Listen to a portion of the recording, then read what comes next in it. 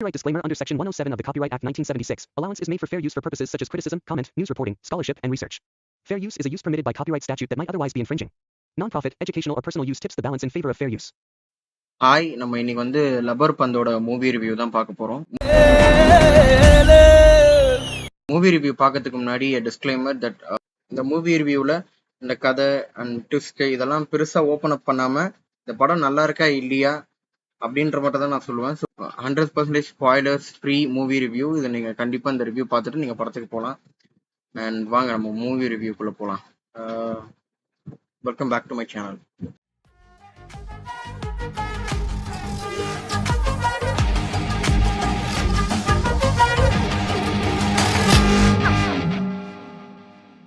இந்த படத்துல வந்து ஹரிஷ் கல்யாண், அத்தகத்தி தினேஷ், காளி அண்ணா, இன்னும் நிறைய முக்கியமானவங்களும் இந்த படத்துல நடிச்சிருக்காங்க. அதே மாதிரி விஜய் டிவி டிஎஸ்கேவும் நடிச்சிருக்காரு இந்த படத்துல.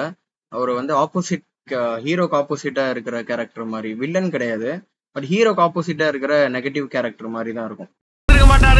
அந்த இடத்துல நம்ம கெத்துதான் இருந்திருப்பாரு. இந்த படம் வந்து ஒரு வில்லேஜ்ல இருக்கிற ஸ்டோரி. அதுல கிரிக்கெட்டு, அதுக்கு பின்னாடி இருக்கிற back stories, love, comedies, emotions எல்லாமே கனெக்ட் ஆனதுதான் லப்பர் பந்து. இந்த படம் வந்து ஆக்சுவலா ஏன் ஒர்க் அவுட் ஆயிருக்குன்னா, இந்த படத்தை வந்து அவ்வளோ ஸ்ட்ராங்கான ஒரு கதை, ஸ்ட்ராங்கான ஒரு ஸ்கிரீன் பிளே இருக்கு இந்த படத்துல. அண்ட் முக்கியமா சொல்ல போனா ப்ளூ ஸ்டார்ன்ட்டு ஒரு படம் வந்துச்சு. அந்த படம் வந்து நல்ல ஒரு ஸ்கிரிப்ட் தான், பட் ஆனால் அது ரொம்ப லூஸா லத்தாஜிக்கா ஹேண்டில் பண்ணிருப்பாங்க அந்த படத்தை. அது பெருசா நம்மளுக்கு கனெக்ட் ஆகல. ஆனா இந்த படம் வந்து அதுக்கு ப்ளூ ஸ்டாருக்கு அப்படியே ஆப்போசிட் ரெலவெண்டா இருக்கும். அவ்வளோ ஸ்ட்ராங்கா இருக்கும் கதை. ஒரு இடத்துல கூட என்னடா போர் அடிக்கிறது அந்த மாதிரிலாம் இல்ல. அடுத்தது நம்மள இந்த எட்ஜ் ஸ்ட்ரீட்ல இருந்து உட்காந்து பார்த்து என்ஜாய் பண்ணணும்னு சொல்லுவாங்களா, அந்த மாதிரி இருந்தது இந்த படம்.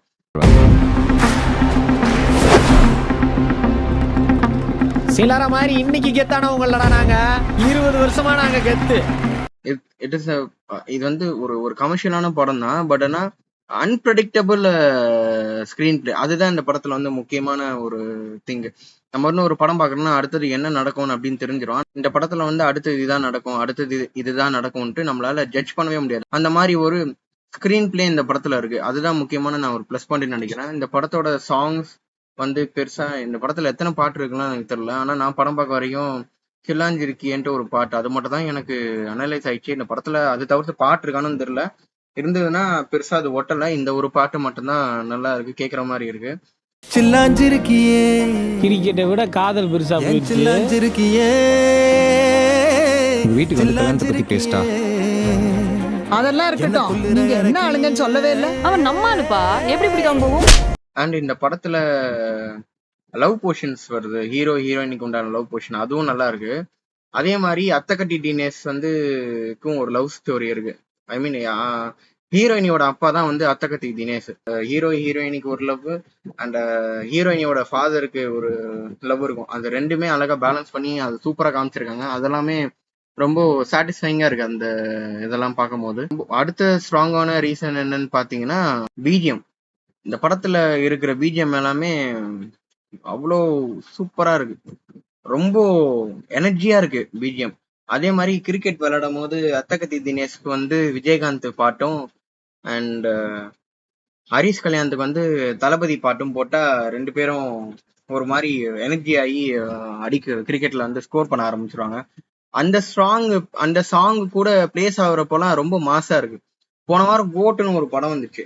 அந்த படம் வந்து மாசு மட்டும்தான் இருக்கு, கதை ஒன்றும் கிடையாது. எனக்கு என்னன்னா, ஒரு கதையோட ஒரு ஹீரோக்கு மாசு வைக்கணும், மாசுக்காக கதை இருக்கக்கூடாது, கதையில தான் மாசு இருக்கணும். அந்த மாதிரி இருந்தது இந்த படம். ரெண்டு பேரும் வந்து அத்தகத்தி தினேஷும் ஹரிஷ் கல்யாணம் வந்து பெரிய மாசான ஹீரோ எல்லாம் கிடையாது, ஆனா மாசா காமிச்சிருப்பாங்க படத்துல. அதுதான் மேட்டர். கதையோட டிராவல் ஆகுது பாத்தீங்களா, அதுதான் ரொம்ப சூப்பரா இருந்தது. அத்தகத்தி தினேஷ்க்கு விஜயகாந்த் பாட்டு போடுறப்போ, அதே மாதிரி ஹரிஷ் கல்யாணுக்கு வந்து தளபதி பாட்டு போடுறப்போ அந்த சீன்ஸ் எல்லாமே ஒன்னும் சூப்பரா இருந்தது. அப்புறம் இந்த படத்துல வந்து அந்த கிரிக்கெட் போர்ஷன்ஸ் உண்டான சினிமோட்டோகிராஃபி எல்லாம் பயங்கரமா இருக்கு, அவ்வளவு சூப்பரா இருக்கு. அண்ட் அதனாலதான் நம்மளுக்கு அந்த படத்தோட இன்னும் கனெக்ட் ஆகி இன்ட்ரெஸ்டா பார்க்க முடியுதுன்னு நினைக்கிறேன். படத்தோட கதை வந்து நம்ம நிறைய படத்துல பார்த்திருப்போம். வில்லேஜ் சைடு கிரிக்கெட் ஆடுறவங்க, அதுக்கு உண்டான பேக் ஸ்டோரிஸ் அதெல்லாம் நம்ம நிறைய பார்த்திருக்கோம். யூஸ்வலா ஹேண்டில் பண்ணாம டிஃப்ரெண்டா ஹேண்டில் பண்றாங்க. அதுதான் இங்க ப்ளஸ் பாயிண்ட். இந்த ப்ளூ ஸ்டார் படம் மாதிரி லெத்தாஜிக்கா இல்லாம இது ரொம்ப ஸ்ட்ராங்கா அழகா எடுத்துட்டு போயிருக்காங்க. ஹரிஷ் கல்யாண் வந்து இந்த மாதிரி ஒரு ஸ்கிரிப்ட் செலக்ஷன் பண்ணா ஒண்ணுமே நல்லா இருக்கும்னு எனக்கு தோணுது.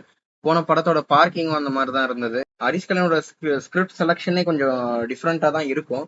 பட் ஆனா அது நம்மளுக்கு எப்போ ப்ரூவ் பண்றாருன்னா இந்த பார்க்கிங் படத்துல இருந்து தான் எனக்கு தெரியுது அவரோட ஸ்கிரிப்ட் செலக்ஷன் எல்லாமே கொஞ்சம் வந்து டிஃப்ரெண்டா இருக்கு, யூனிக்கா இருக்கு அப்படின்னு எனக்கு தோணுது. அடித்தடி ஒண்ணு மட்டும் தான் இல்லாம இருந்துச்சு, அதையும் ஆரம்பிச்சிட்டேன்.